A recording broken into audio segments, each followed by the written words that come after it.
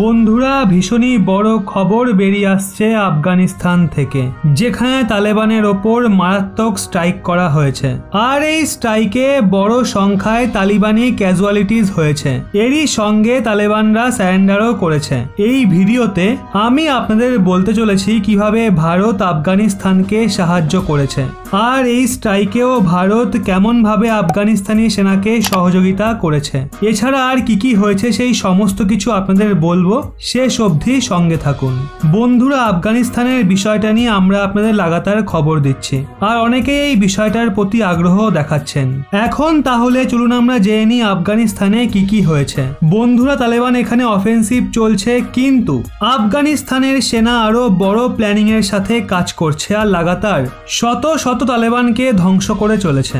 সদ্যই এমনটা হয়েছে যে বড় বড় এয়ার স্ট্রাইক করা হয়েছে, আর গত 24 ঘন্টায় 300 থেকেও বেশি তালিবানি জঙ্গিদের ধ্বংস করা হয়েছে আফগানিস্তানের সেনার পক্ষ থেকে। বন্ধুরা, এই ধরনের রিপোর্টই সামনে বেরিয়ে আসছে। এছাড়া তালেবানরা আফগানিস্তানে ভারতের যে ড্যাম রয়েছে, যেটা আফগান ইন্ডিয়া ফ্রেন্ডশিপ ড্যাম নামে পরিচিত, সেটাকেও টার্গেট করেছিল, কিন্তু ওখানে আফগানিস্তানের সেনা তাদের প্রচেষ্টায় জল ঢেলে দিয়েছিল, আর সেই ড্যামকে বাঁচানো হয়েছিল। তো বন্ধুরা, এখানে তালেবানরা পরিষ্কারটা বুঝিয়ে দিচ্ছে যে তারা ভারতের তৈরি কোনো প্রজেক্টে হাত পর্যন্ত লাগাবে না যদি ভারত আফগানিস্তানি সেনার সঙ্গ দেওয়া বন্ধ করে দেয়, যেটার মানে দাঁড়ায় ভারত আফগানিস্তানি সেনাদের সাহায্য করছে।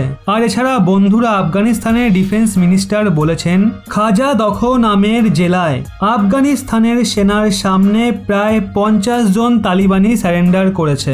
আজ্ঞে হ্যাঁ বন্ধুরা, এই ধরনের খবরই বেরিয়ে আসছে। এছাড়া আমি আপনাদের বলি, আফগানিস্তানের সিনারিও পুরো চেঞ্জ হয়ে গেছে।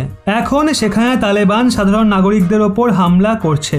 সাধারণ নাগরিকরা নিজেদের সুরক্ষার জন্য হাতিয়ার তুলে নিয়েছে। আজ্ঞে হ্যাঁ, ছবিটা আপনি দেখতেও পাচ্ছেন, মহিলারাও হাতে অস্ত্র তুলে নিয়েছে। এছাড়া ওখানকার বুড়ো থেকে বাচ্চা সবাই তালেবানের বিরুদ্ধে চলে যাচ্ছে। এতদিন তো আফগানিস্তানের সেনা লড়ছিলই, কিন্তু এখন সেখানে সাধারণ নাগরিকও হাতে অস্ত্র তুলে নিয়েছে তালেবানের বিরুদ্ধে। এখন আমি আপনাদের বলছি বন্ধুরা, এই যে স্ট্রাইক হয়েছে সেখানে ভারত কিভাবে আফগান সেনাদের সহায়তা করেছে। এই যে স্ট্রাইক হয়েছে সেখানে ভারতের দেওয়া Mi-24 হেলিকপ্টার ব্যবহার করা হয়েছে। এছাড়া যদি এই স্ট্রাইকের ক্রেডিট কোনো দেশকে দেওয়া হয় তাহলে সেটা হলো ভারত আর আমেরিকা।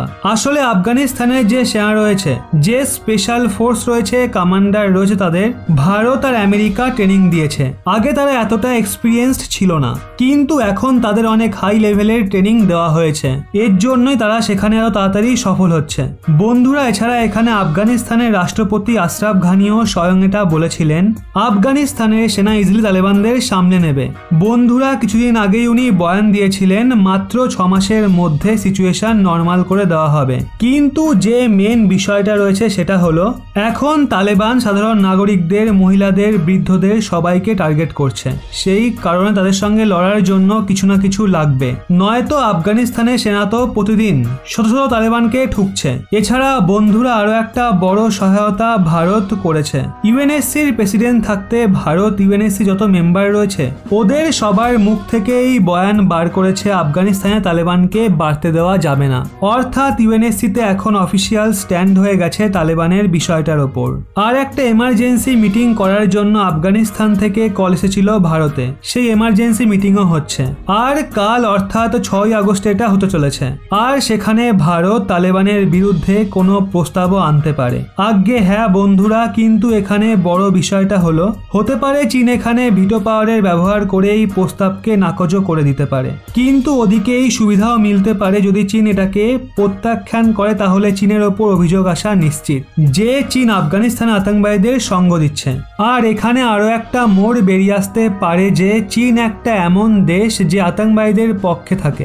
সেখানে চীনের কাছেও পার্মানেন্ট মেম্বারশিপ রয়েছে, ভিটো পাওয়ারও রয়েছে। সেখানে ভারতের কাছে কেন তাহলে সেটা থাকবে না, যে বর্তমান সময়ে দুনিয়াকে নেতৃত্ব দিচ্ছে। আজকের মতো এতটাই, আর কালকের মিটিং এর সিদ্ধান্ত কি হচ্ছে সেটাও আপনাদের জানাবো। আজকের এই বিষয়টা নিয়ে আপনাদের কি মতামত অবশ্যই নিচে কমেন্টে জানান।